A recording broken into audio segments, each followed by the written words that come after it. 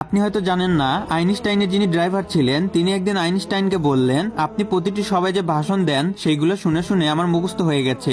Einstein তো এটা শুনে অবাক। উনি তখন বললেন, বেশ, তাহলে এর পরের মিটিং এ যেখানে যাব তারা আমাকে চিনে না, তুমি আমার হয়ে ভাষণ দিও, আমি ড্রাইভার হয়ে বসে থাকবো। এরপরে সেই সবাই তো ড্রাইভার হুবহু আইনস্টাইনের মতো ভাষণ গড় করে বলে গেলেন। উপস্থিত বৃদ্ধজনেরা তুমুল করতালি দিলেন। এরপর তারা ড্রাইভারকে আইনস্টাইন ভেবে গাড়িতে পৌঁছে দিতে এলেন। সেই সময় আবার এক অধ্যাপক ড্রাইভারকে জিজ্ঞেস করলেন, স্যার, ওই আপেক্ষিক যে সংজ্ঞাটা বললেন আরেকবার সংক্ষেপে বুঝিয়ে দিবেন। আসলে আইনস্টাইন দেখলেন এটা তো খুব বড় বিপদ হয়ে গেল, এবার তো ড্রাইভার ধরা পড়ে যাবে। কিন্তু তিনি ড্রাইভারের উত্তর শুনে তাজ্জব হয়ে গেলেন। ড্রাইভার উত্তর দিল, এই সহজ জিনিসটা আপনার মাথায় ঢুকেনি, আমার ড্রাইভারকে জিজ্ঞেস করুন, সে বুঝিয়ে দিবে। তাই এখান থেকে আমরা একটা জিনিসই শিখতে পারি, জ্ঞানী ব্যক্তিদের সাথে চলাফেরা করলে আপনিও জ্ঞানী হবেন। আপনি যেমন মানুষের সাথে ঘুরবেন তেমনই হবেন। এই জন্য কথায় আছে, সৎ সঙ্গে স্বর্গবাস, অসৎ সঙ্গে সর্বনাশ। তো ভিডিও ভালো লাগলে লাইক করে দিবেন, পেজটা নতুন খুলছি, ফলো করে দিবেন।